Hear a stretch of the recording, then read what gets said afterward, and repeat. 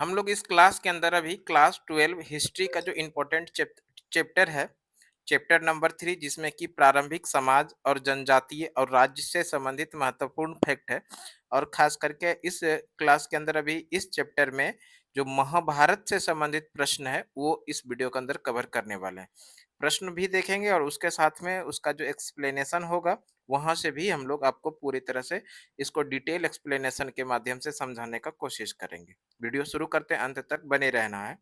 देखिए पहला प्रश्न क्या है कि द्रौपदी किसकी पत्नी थी? सीधा सा प्रश्न पूछा गया, द्रौपदी महाभारत में जो द्रौपदी थी, ये द्रौपदी किसकी पत्नी थी? द्रौपदी जो थी वो पांडवों की पत्नी थी। ये याद रखिएगा, किसका? पांडवों की। और इसमें पांडव में जो शामिल थे वो कौन कौन शामिल थे?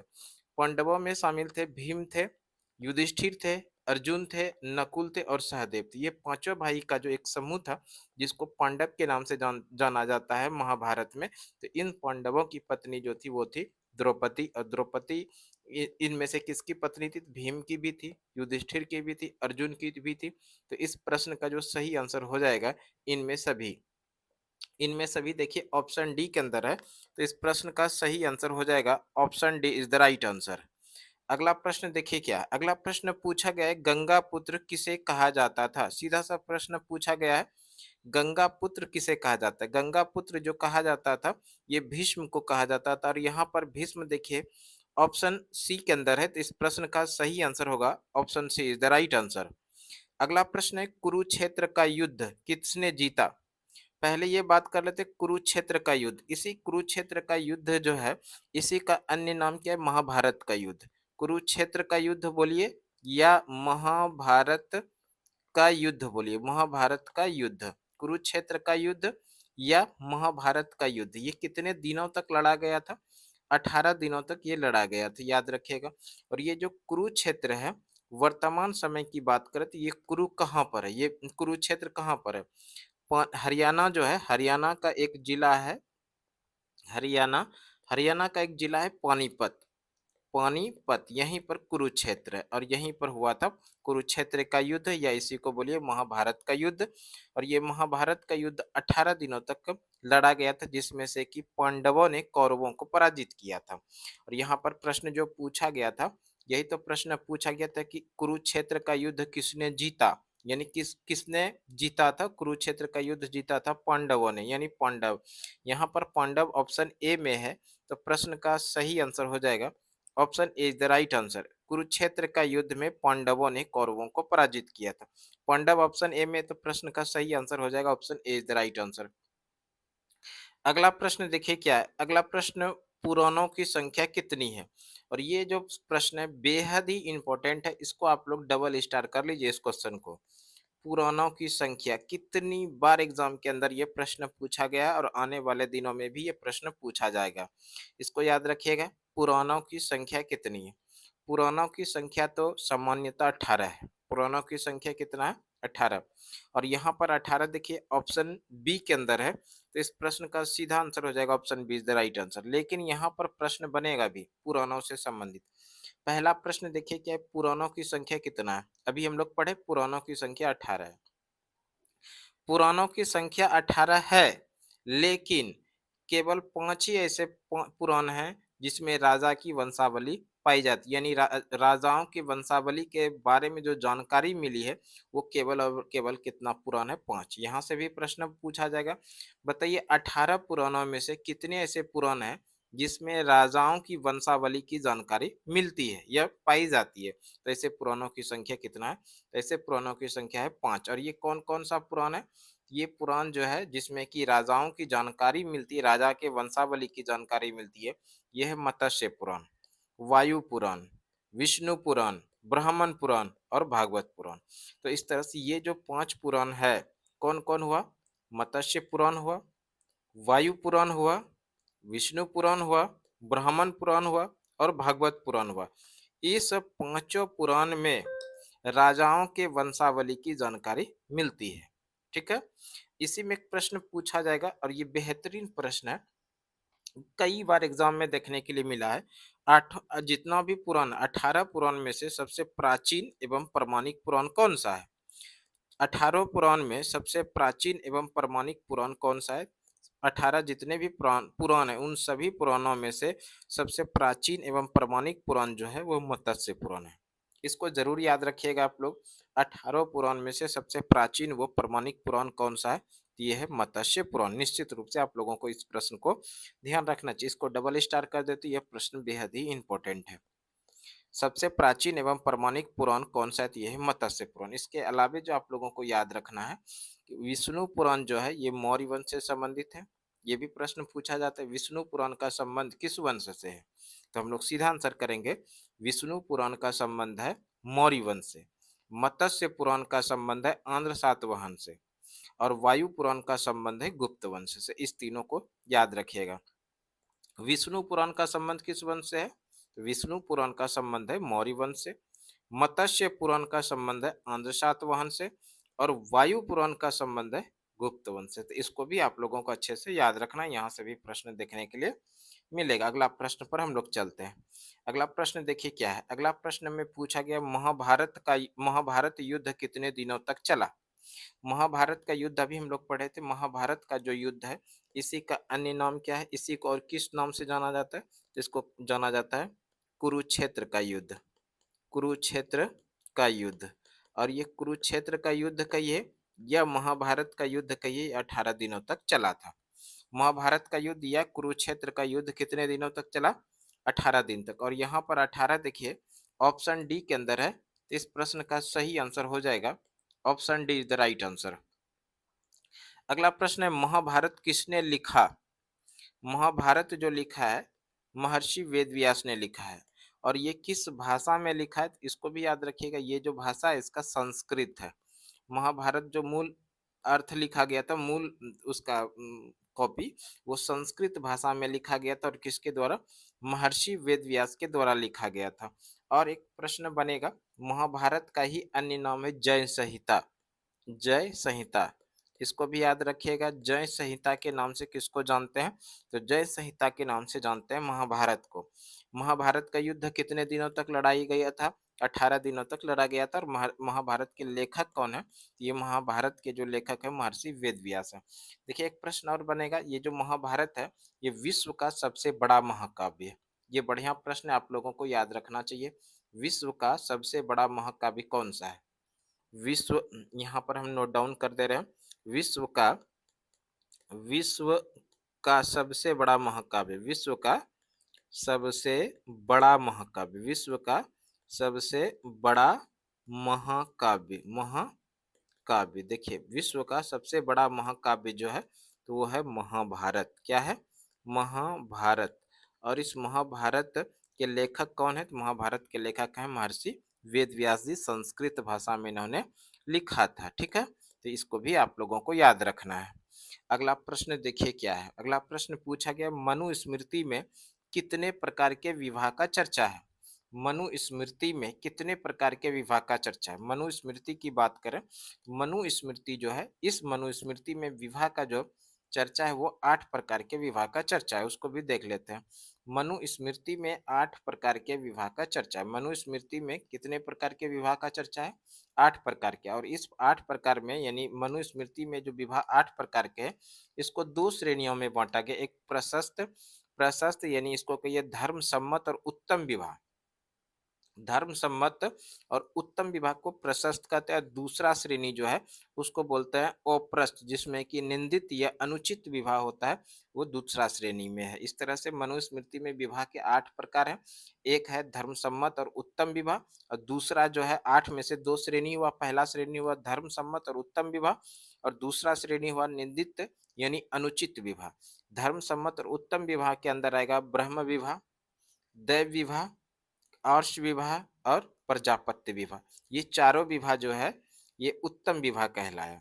और निदित यानी कि अनुचित विवाह जो है, जिसमें कि असुर विवाह आएगा, गंधर्व विवाह आएगा, राक्षस विवाह आएगा और पैचास विवाह आएगा। तो ये जो है अनुचित विवाह के अंदर आएगा। तो इस तरह से आप लोगों को याद रखना, मनुस्मृति में विवाह के कितने प्रकार हैं? मनुस्मृति में विवाह के 8 प्रकार हैं। ठीक है, यहाँ पर यही तो प्रश्न पूछा गया था, मनुस्मृति में कितने प्रकार के विवाह का चर्चा है? तो ये 8 प्रकार के विवाह का चर्चा। और यहाँ पर 8 देखिए ऑप्शन बी के अंदर है। तो इस प्रश्न का जो सही आंसर हो जाएगा वो हो जाएगा option B is the right answer. अगला प्रश्न क्या है, महाभारत की रचना किस भाषा में हुई? महाभारत की रचना जो हुई वो संस्कृत भाषा में हुई। महाभारत की रचना किसने किया था? अभी हम लोग पढ़े थे, महर्षि वेद व्यास ने। महर्षि वेद व्यास, महर्षि वेद व्यास के द्वारा महाभारत की रचना की गई थी। और किस भाषा में की गई थी? संस्कृत भाषा में। महाभारत जो है ये विश्व का सबसे बड़ा महाकाव्य है। यहाँ पर प्रश्न जो पूछा गया था, महाभारत की रचना किस भाषा में हुई? महाभारत की रचना संस्कृत भाषा में हुई। और यहाँ पर संस्कृत ऑप्शन ए में है, तो प्रश्न का सही आंसर हो जाएगा option A, the right answer. देखिए अगला प्रश्न क्या है, अगला प्रश्न पूछा गया है, मनुस्मृति में कितने प्रकार के विवाह का उल्लेख किया गया है? फिर से वही सवाल पूछा गया, मनुस्मृति में कितने प्रकार के विवाह का उल्लेख है? मनुस्मृति में विवाह का जो उल्लेख है वो 8 प्रकार के विवाह का उल्लेख है। और यहाँ पर देखिए 8 जो है ऑप्शन सी के अंदर है, तो इस प्रश्न का जो सही आंसर होगा वो हो जाएगा option C, the right answer. अगला प्रश्न है, महाभारत में गंगा पुत्र के नाम से किसे जाना जाता है? महाभारत में गंगा पुत्र के नाम से जो जाना जाता है वो भीष्म को। और यहाँ पर भीष्म देखिए ऑप्शन बी के अंदर है, तो प्रश्न का सही आंसर हो जाएगा option B, the right answer. अगला प्रश्न पूछा गया है, अगला प्रश्न सीधा सा प्रश्न दिया गया है यहाँ पर, अर्जुन किसके शिष्य थे? अर्जुन जो थे वो किसके शिष्य थे? अर्जुन शिष्य थे वो थे द्रोणाचार्य के। और यहाँ पर द्रोणाचार्य ऑप्शन डी के अंदर है, तो इस प्रश्न का जो सही आंसर होगा वो हो जाएगा option D, the right answer. अगला प्रश्न है, रामायण की रचना किसने की? रामायण की रचना की है महर्षि वाल्मीकि ने। और यहाँ पर महर्षि वाल्मीकि देखिए ऑप्शन बी के अंदर है, तो प्रश्न का जो सही आंसर होगा वो हो जाएगा option B, the right answer. Ramayan की रचना किसने किया था? महर्षि वाल्मीकि ने। अगला प्रश्न देखिए क्या, अगला प्रश्न पूछा गया है, कर्ण की माँ कौन थी? कर्ण की माँ कौन थी? ठीक है, ये प्रश्न पूछा गया। अगर इस प्रश्न का सही उत्तर की बात करें, कर्ण की जो माँ थी वो कुंती थी। और यहाँ पर कुंती देखिए ऑप्शन ए के अंदर है, तो प्रश्न का सही आंसर क्या हो जाएगा? वो हो जाएगा ऑप्शन ए, यानी Kunti is the right answer. Option A में है कुंती, तो इस प्रश्न का सही आंसर क्या होगा? तो वो होगा ऑप्शन ए, यानी कर्ण की माँ कौन थी? वो थी कुंती। और कुंती ऑप्शन ए के अंदर है, तो प्रश्न का जो सही आंसर हो जाएगा वो हो जाएगा option A, the right answer. अगला प्रश्न क्या है, घटोत्कच किसका पुत्र था? घटोत्कच पुत्र था भीम का। और यहाँ पर भीम देखिए ऑप्शन बी में है, तो इस प्रश्न का सही आंसर हो जाएगा option B, is the right answer. अगला प्रश्न पूछा गया है, सत सहस्त्री संहिता का दूसरा नाम क्या है? सत यानी जय संहिता यहाँ पर होगा। ये जो है जय संहिता, जय संहिता का अन्य नाम क्या है? यानी जय संहिता कहिए या सत सहस्त्री संहिता कहिए, ये जो है रामायण का अन्य नाम, सॉरी महाभारत का अन्य नाम, महाभारत का। और यहाँ पर महाभारत देखिए ऑप्शन सी में है, तो प्रश्न का सही आंसर हो जाएगा option C, the right answer. अगला प्रश्न पूछा गया, पुरंदर के नाम से कौन जाना जाता है? पुरंदर के नाम से जाना जाता है इंद्र। और यहाँ पर इंद्र ऑप्शन डी के अंदर है, तो प्रश्न का सही आंसर हो जाएगा option D, the right answer. अगला प्रश्न है, भीम की पत्नी का क्या नाम था? भीम की पत्नी का नाम था हिडिंबा। और हिडिंबा यहाँ ऑप्शन ए के अंदर है, तो प्रश्न का सही आंसर हो जाएगा option A, the right answer. अगला प्रश्न है, मनुस्मृति की रचना किसने की? मनुस्मृति की रचना की थी मनु ने, महर्षि मनु ने मनुस्मृति की रचना की थी। और यहाँ पर मनु देखिए ऑप्शन डी के अंदर है, तो प्रश्न का सही आंसर हो जाएगा option D, the right answer. और साथ ही साथ आपको याद रखना चाहिए, मनुस्मृति जो है ये किस काल से संबंधित है? मनुस्मृति शुंग काल से संबंधित है। ये भी प्रश्न कभी देखने के लिए मिल सकता है, मनुस्मृति किस काल से संबंधित है? तो सीधा आंसर करेंगे मनुस्मृति शुंग काल से संबंधित है।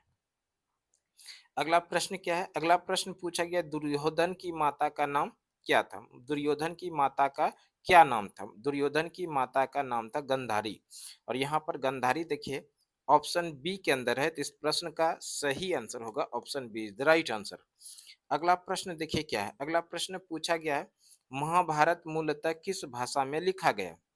महाभारत मूलतः जो लिखा गया था वो संस्कृत भाषा में लिखा गया था। और संस्कृत यहाँ पर ऑप्शन डी के अंदर है, तो इस प्रश्न का जो सही आंसर होगा वो हो जाएगा option D, the right answer.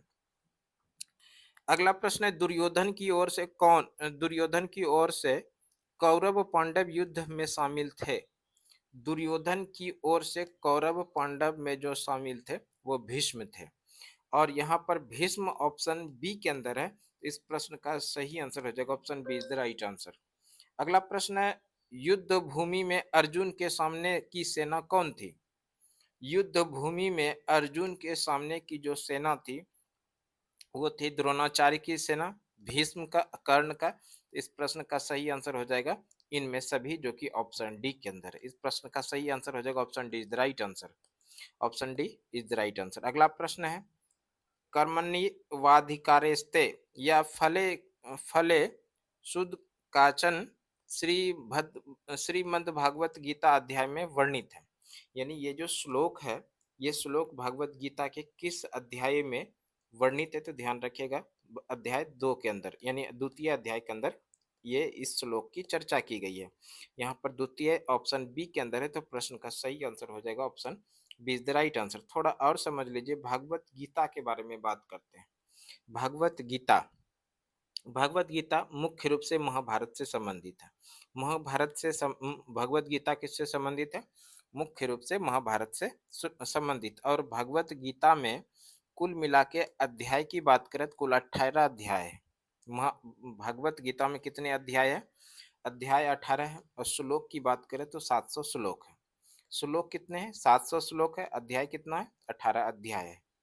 और साथ ही साथ भगवत गीता जो है साहित्यिक और ऐतिहासिक रूप से वेद व्यास के द्वारा रचना किया गया।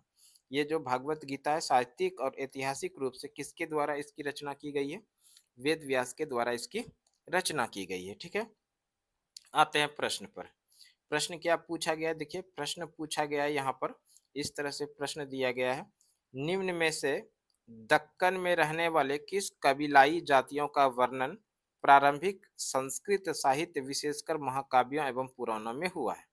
सीधा सा प्रश्न यहाँ पर पूछा गया कि निम्न में से दक्कन में रहने वाले किस कबीलाई जातियों का वर्णन प्रारंभिक संस्कृत साहित्य विशेषकर महाकाव्यों एवं पुराणों में हुआ है? तो ये आंध्र का हुआ है, पुलिंद का हुआ और सबर का हुआ। तो इस प्रश्न का सही आंसर हो जाएगा सभी, जो कि ऑप्शन डी के अंदर है। तो प्रश्न का सही आंसर हो जाएगा option D is the right answer. देखिए अगला प्रश्न क्या है? अगला प्रश्न पूछा गया है, जाति का लक्षण नहीं है। जाति का लक्षण क्या नहीं है? जाति का लक्षण जो नहीं है वो है साम्या।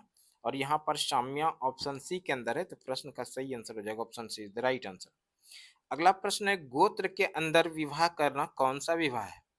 गोत्र के अंदर विवाह करना ये अंतर विवाह है। और यहाँ पर अंतर विवाह देखिए ऑप्शन ए के अंदर है। तो प्रश्न का सही आंसर होगा option A is the right answer. अगला प्रश्न है, वर्णालंकार की संकल्पना किसमें सबसे पहली बार मिलती है? वर्णालंकार की संकल्पना सबसे पहली बार मिलती है, वो मिलती है कहाँ पर? स्मृतियों में। और स्मृतियां यहाँ पर ऑप्शन डी के अंदर है। तो प्रश्न का सही आंसर हो जाएगा option D is the right answer. अगला प्रश्न है, महाभारत का समालोचनात्मक संस्करण कितने वर्षों में तैयार हुआ? महाभारत का समालोचनात्मक संस्करण कितने वर्षों में तैयार हुआ? तो ये 37 वर्षों में तैयार हुआ। और 37 वर्ष यहाँ पर ऑप्शन ए में है। तो प्रश्न का सही आंसर हो जाएगा option A is the right answer. देखिए अगला प्रश्न क्या है? अगला प्रश्न पूछा जो गया है, माता के नाम से पुत्रों का नामकरण की परंपरा किस वंश में थी? माता के नाम से पुत्रों का जो नामकरण की परंपरा थी ये सातवाहनों के समय से थी। और सातवाहन यहाँ पर ऑप्शन डी के अंदर है। तो इस प्रश्न का सही आंसर हो जाएगा option D is the right answer. अगला प्रश्न क्या है? अगला प्रश्न है, द्रोण और द्वितीय तीरंदाज किसको बनाना चाहते थे? द्रोण और द्वितीय तीरंदाज ये बनाना चाहते थे अर्जुन को। और यहाँ पर अर्जुन ऑप्शन ए में है। प्रश्न का सही आंसर हो जाएगा option A is the right answer. अगला प्रश्न है, अंबालिका किसकी पत्नियां थी? अंबालिका ये पत्नियां थी विचित्रवीर्य की, जो कि ऑप्शन सी में है। तो प्रश्न का सही आंसर होगा option C is the right answer. अगला प्रश्न पूछा गया, किस काल में वर्ण व्यवस्था वंशानुगत जाति में परिवर्तन हो गई? किस काल में वर्ण व्यवस्था वंशानुगत जाति में परिवर्तन हो गई? ये उत्तर वैदिक काल में। और यहाँ पर उत्तर वैदिक काल देखिए ऑप्शन ए में है। तो प्रश्न का सही आंसर हो जाएगा option A is the right answer. अगला प्रश्न पूछा गया है, क्या ब्राह्मणों का सार्वभौमिक प्रभाव था? क्या ब्राह्मणों का सार्वभौमिक प्रभाव था? तो ये इस प्रश्न का सही आंसर होगा नहीं। अगला प्रश्न पूछा गया है, सातवाहन राजाओं और रानियों की सातवाहन राजाओं और रानियों की आकृतियां प्रायः कहाँ उत्कीर्ण है? सातवाहन राजाओं और रानियों की जो आकृतियां प्रायः उत्कीर्ण है, ये है गुफा की दीवारों पर। यहाँ पर गुफा की दीवार देखिए, ऑप्शन सी में है, तो प्रश्न का सही आंसर हो जाएगा option C is the right answer. अगला प्रश्न है, मनुस्मृति की रचना